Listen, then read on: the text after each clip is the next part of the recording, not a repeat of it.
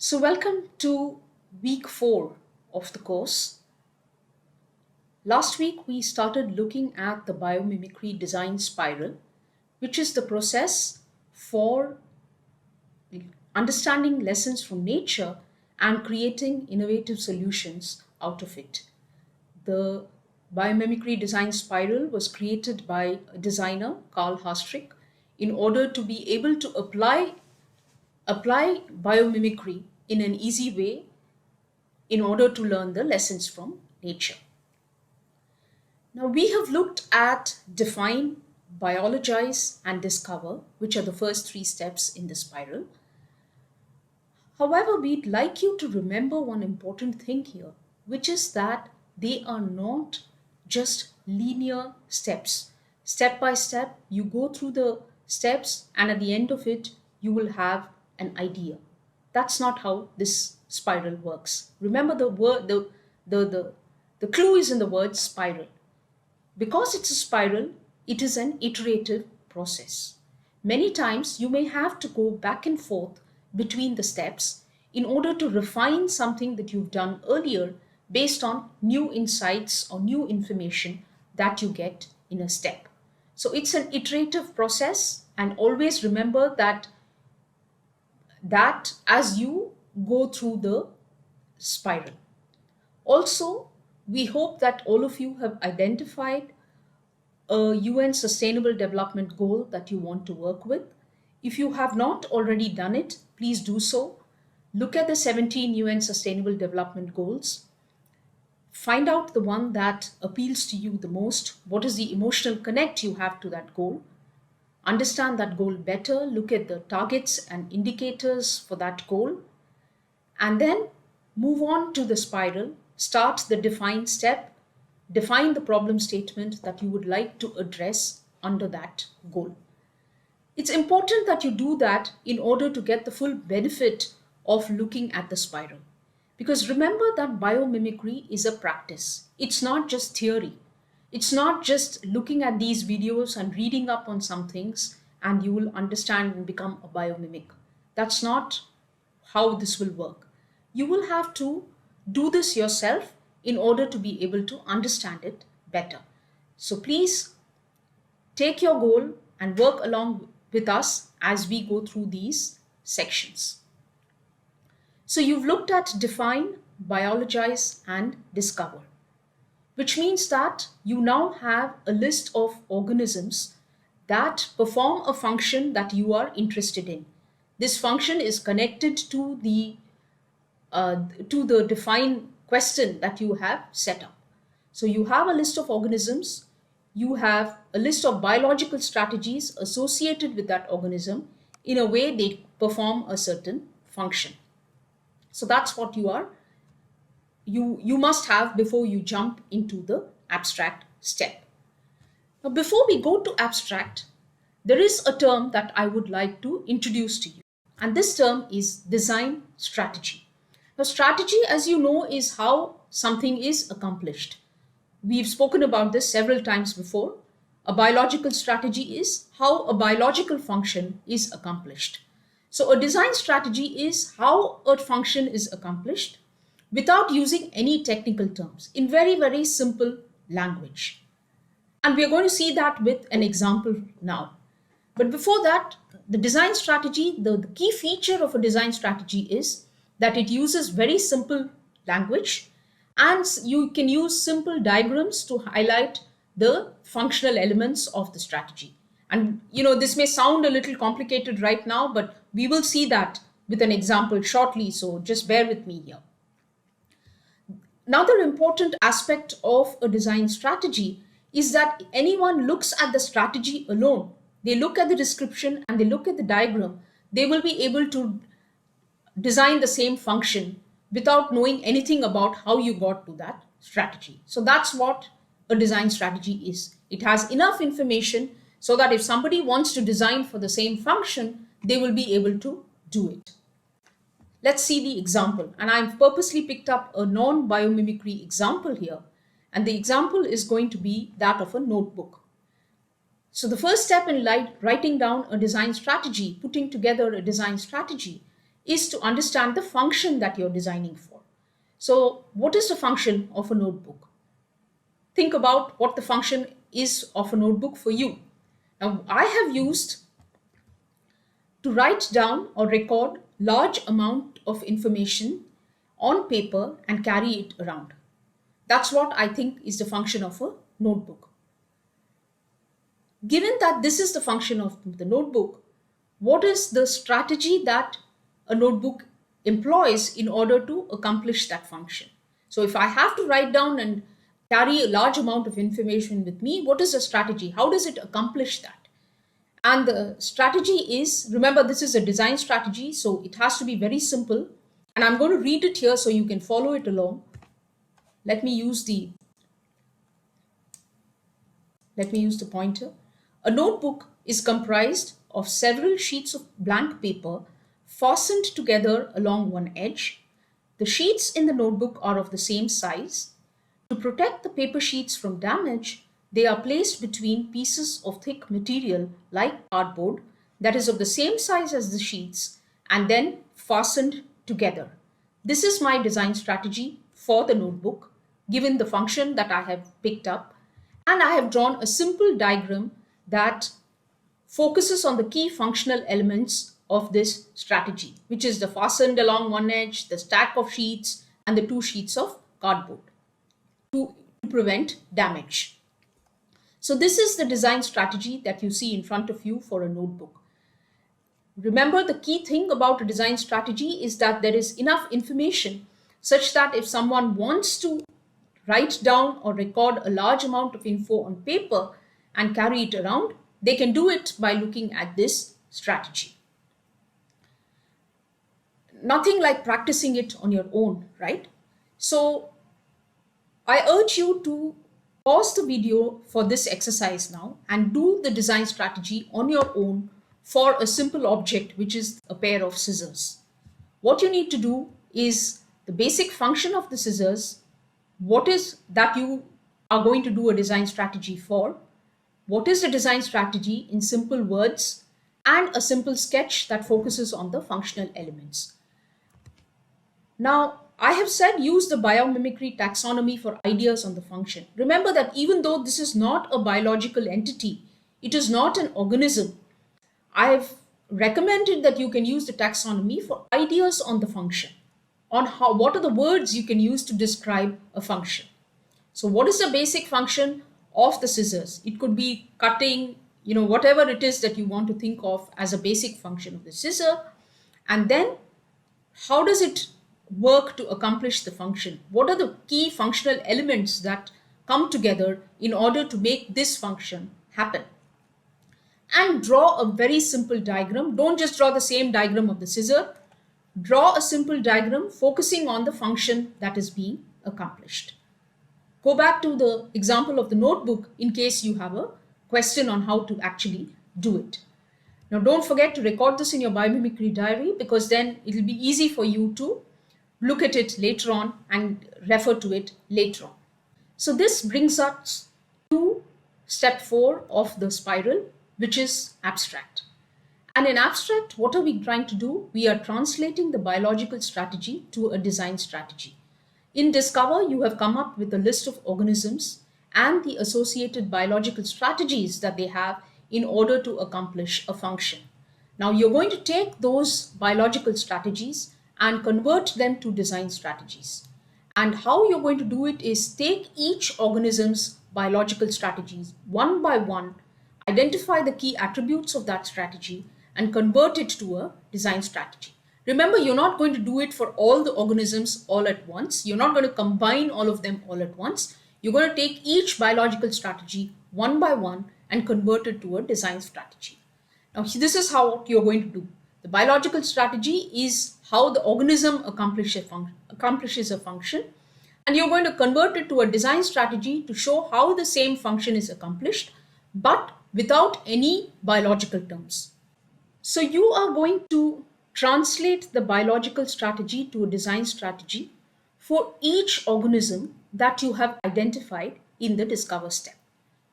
And before we go through the steps of doing that, Just remember that you are not yet starting to design a solution. You are merely translating the biological strategy to a design strategy. So don't start bringing in your own ideas or brainstorming any new solutions at this point in time. This is not the time for that. Also, you're going to convert every strategy into its simplest terms. You're going to remove references to the name of the animal, the body parts of the animal, the biological processes that happen, etc. For example, if you have the word fur, you will replace it with fibers because that's what it is, right? Fiber, in the simplest terms, fur is a collection of fibers. If you have the word blood vessels, you're going to replace it with, any guesses?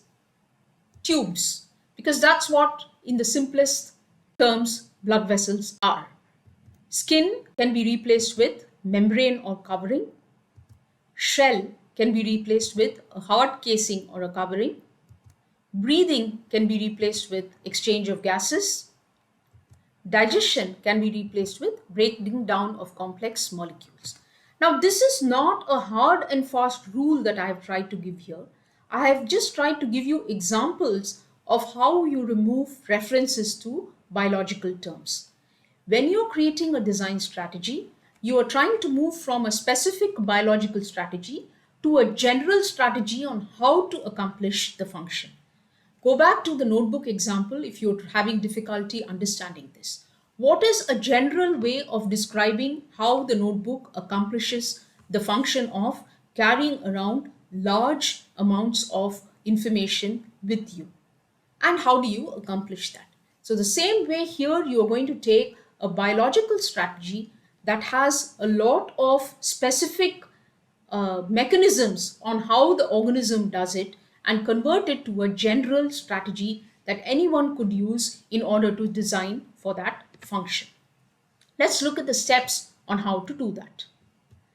The steps would be: you pick up the organism and the associated biological strategy first and summarize the biological strategy first.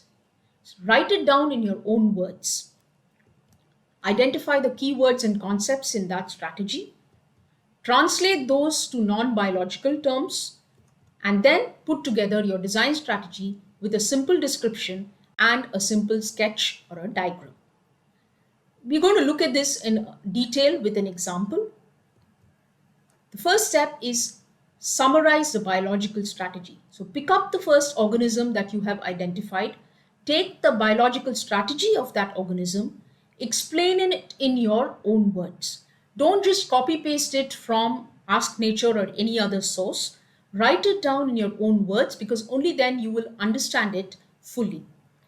When you're writing it in your own words, focus on what is the function and how it is accomplished. Remember, you've already identified the function in Biologize, which is why you came up with this organism, right? So focus on how that function is accomplished and write the biological strategy in your own words. The example I've taken here is the jackrabbit that lives in deserts. So this is the jackrabbit for you with the huge ears and the biological strategy that it uses to accomplish a certain function. Now I'm going to read this here because then you will be able to follow along. The desert-dwelling jackrabbit can overheat when its body temperature exceeds the ambient temperature. The flat surface of the jackrabbit's ears is important for heat convection, but heat release isn't entirely passive. The ears are full of blood vessels that dilate or open up in order to dissipate heat generated by the body. This process reduces the need for evaporative cooling mechanisms like panting or sweating, and so is an important water conservation technique in arid climates. At air temperatures around 30 degrees Celsius, convection from the ears can shed the animal's excess metabolic heat, and when ambient temperatures fall below its body temperature, the jackrabbit can constrict blood flow to its ears. I guess you've got a fair idea of what the jackrabbit is doing, the strategy that it is employing, courtesy its ears, these large ears that you see, in order to maintain its body temperature. Now you've summarized the biological strategy in your own words. The next step would be to identify the key concepts in that biological strategy. So focus on the terms that are related to the function and the context. So the same biological strategy that you saw in the previous step, I have highlighted the key words and the key terms that relate to the function and the context. So you can see the keywords here: flat surface of the ears, heat convection, blood vessels that dilate to dissipate heat, shed the animal's excess metabolic heat, ambient temperatures fall, then it constricts the blood flow. So these are the keywords that explain what is actually happening in this case of the jackrabbit. The next step would be to identify these key concepts. I have written down the key concepts here and sketch a simple diagram to show the biological strategy. Remember that this is not yet the design strategy. This is still the biological strategy. So I have identified the key concepts in the biological strategy and I have incorporated them into a simple sketch. So here's the jackrabbit and you have the huge ears here. The surface of the ears are full of blood vessels which open up in order to give out the heat and will close in order to conserve the heat. So this is a very simple sketch to explain the biological strategy. Now this step, what we saw 1 and 2, are very important because this helps you understand the biological strategy very clearly in your head before you can proceed to converting this to a design strategy. So now that you have the biological strategy in simplest terms with maybe a simple sketch here, you move on to converting the keywords and concepts that you identified, basically these keywords and concepts that you identified, to non-biological terms. So the non-biological, the keywords are identified here. What could be the non-biological terms? Heat convection can be heat convection. Remember that there are some terms that you cannot convert to non-biological because they relate to physical processes or something. So don't worry about that. Flat surfaces full of blood vessels could be a thin membrane with small tubes full of liquid. See here, the reference to blood or blood vessels has been completely removed. Vessels that dilate to dissipate heat, tubes that open to dissipate. Of course, you can use constrict to dilate too if you want, but tubes that open to dissipate heat is simpler to understand. Similarly, vessels that constrict to conserve heat can be tubes that close to conserve heat. So in the third step, you've taken the keywords and concepts from the biological strategy and converted them to non-biological terms. Now, this may take some doing on your part. There will be some practice involved here, so don't get disheartened if you don't get it right the first time. Then, the last step would be, given that you have identified the non-biological terms to describe the strategy, you put together a simple description of the strategy. Remember that the design strategy is a general way of accomplishing the function. And you know the words that you have to use to accomplish that function, to describe how the function is accomplished, because you have already identified the words that you are going to use in order to describe the design strategy. So let's see how that can be done. I'm going to read this again. The temperature of an object can be regulated using heat convection by having a system of small tubes that carry liquid from the object through a thin membrane. When the object is hot, the tubes allow the heat to dissipate from the liquid into the cooler air. When the object is cold, the tubes can close to prevent heat loss. Now, this is how the biological strategy has been rewritten in very simple terms by removing all the biological references.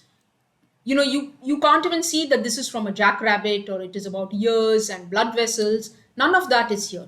It is a general way of how a body is conserving or dissipating heat depending upon whether the body is hot or cold. And here is a simple diagram that explains the same strategy here. So there is the constriction or the dilation of the vessel of the tubes here in order to dissipate the heat or conserve the heat. So what has happened at the end of the 4 steps is you have this biological strategy, which is a very specific way in which the jackrabbit maintains temperature of its body, and you have converted it to a very general strategy of a body maintaining its temperature using a strategy. And that's what the abstract step entails. You will notice that it's no longer describing a biological system. You have no reference to jackrabbit or ears or blood vessels, etc. in the design strategy. But at the same time, if anyone wants to design a body, design a function for a body to maintain its temperature, they can look at this and still design it. So that's, even though they don't know what a jackrabbit is, they don't know what the biological method is, etc., the designer can still do that. And that's what you need to strive for when you write down the design strategy, when you sketch the design strategy. Once you've done the first design strategy, you must critique it on your own. You must look at it and evaluate it once to make sure that you are capturing all the essential information. So the three things you need to do is make sure you have all the relevant information. Sometimes what happens is, in your enthusiasm to simplify it, you may lose out some information, and make sure you haven't done that.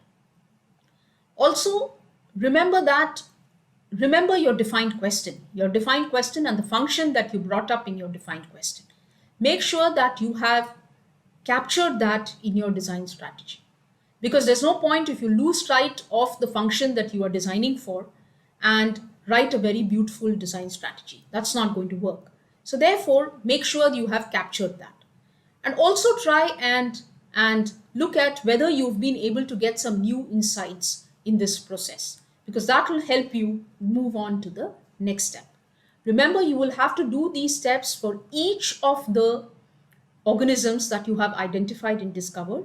Go through the 4 steps in order to come up with design strategies for each of the organisms. So if you have 3 organisms, you will have 3 design strategies. If you have 5 organisms, you will come up with 5 design strategies. Don't try to combine all of them together and create one mega design strategy. Also remember that you should not bring in your own ideas into the design strategy right now. Just translate what the biological strategy is into the design strategy.